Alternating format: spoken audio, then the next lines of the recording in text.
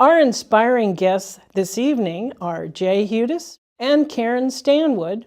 I know you're here to talk about experience. It was about your game. And I love your whole concept about the spirituality with the game and the learning that happens within that whole context and having fun doing it.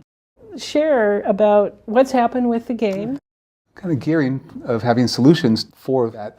It's not just the millennials, it's all of us. Of you know? course, It's all of of us. course. It's a global It's thing. global. It's a global thing, and we believe it's more of a universal movement as well. Oh, absolutely. And it goes through everything. So we've recently shifted gears into more community building, using the technology. It's always been that bridge, the technology to influence a positive change in the world. And through ourselves, one person at a time, to play the game, coming together as teams, team building and families. So we have tested and worked with that technology for years and decades. And we were recently challenged by one of my partners to bring it into a social network environment. We're in beta with this hip happy world that we want to create, that we all want to create.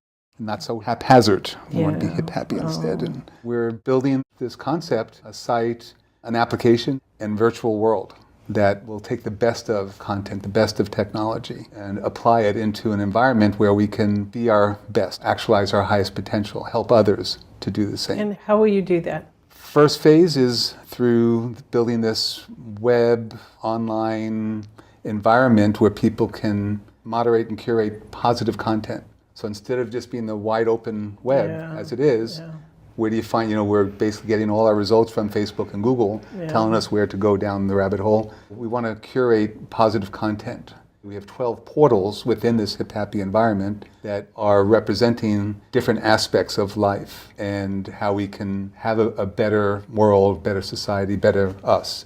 It's coming from individuals who have existing content. That's who we're going for now, is people who've had years of study and research and they've compiled their content in their particular genre. And then they get to moderate conversation. So it's really about, let's just say you're a new mother and you need to have a little bit more of encouragement because you don't exactly know what you're doing. Well, look how many mothers are out there who can chime in and say, here's what my experience was and here's how I can help you.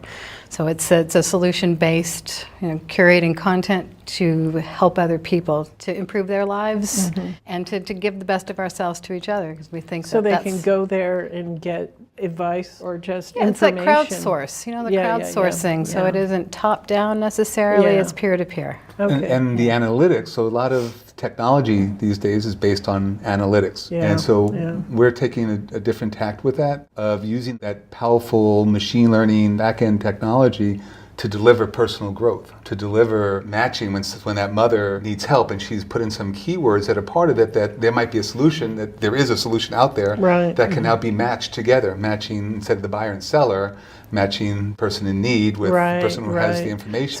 We're creating the environment to be commercial free on the top level, but if you want to do commerce, we have one place that we're calling the market space. Curated positive solutions and products will live inside of this environment, so you still can do marketing, but it's going to be contained, and so it's not this hyped up environment that it's pure content that's being put together. So we want to reverse it around, that it could be a good environment to globally connect. So it'd be cool that we could be sitting here and all of a sudden you could have a guest from Japan that's now sitting with us here and be able to interact real time, right? So that's pretty cool, right? So there's good parts to it. Again, we want to take the best of that technology and also apply it to specific audiences. So we've focused in, one of our portals is called VIP, which is very important portals. And the 3 start points for that particular portal is that we're going to work with veterans. So we have a whole veterans group that we're working with, which obviously with PTSD and different challenges, so you can use this technology on a really powerful way for them. People with disabilities, right? They're stuck. So now they can be free. I mean, it's so powerful. They have a whole other life waiting for them. So we want to deliver solutions for them.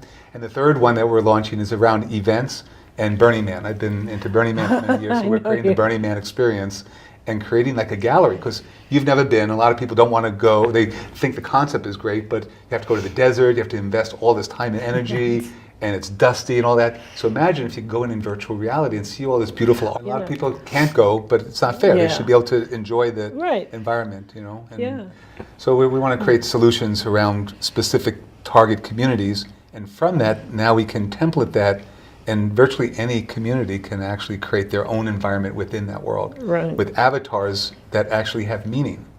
You've mentioned the game a couple times, and we hadn't really discussed what that is as a communication tool and how to communicate. And that's part of our platform, is when we're talking to each other and talking about difficult things, challenging things, or even the positive things. How do you do that so that you can have a difficult conversation without being offensive, name-calling, finger-pointing, all the things that we end up doing when we're frustrated and we don't have any outlet for it? We've designed through this game a way of what's the challenge here, as opposed to you're my challenge. You know, the finger-pointing thing. Oh, yeah, right. So how do you... that always puts the defense Oh, on. yeah, no, it stops all thought at that point. And so you. Yeah, and never me, Where right? sometimes it's three fingers that's pointing back. But with the way the challenge is structured, it's a binary system of it's a positive nature of words of wisdom, or there's a challenge, that warning that comes back to you, so that you're kind of more self-aware of what am I saying? Why would I say that to you? Because now it's coming back to me. And in reality, that is how it works, but so everything's long, it's a long play in life. We might say something this decade and it doesn't boomerang back to us for another decade, but then we realized, oh, I started that back there. Yeah.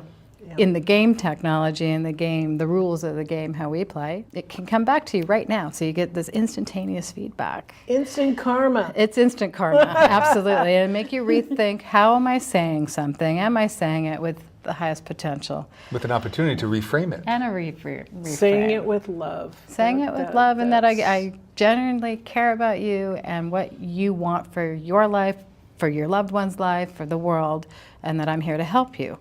And that's how we should approach each other here in this setting and out there on the street in our work. And it isn't always easy with your family members. Come and join us in the revolution. Hey. It needs to happen now. This is the next space. This is what we'd said earlier, that this is the next space for the human race. This is what we're creating. Absolutely. This is what we're creating. The next space for the human race.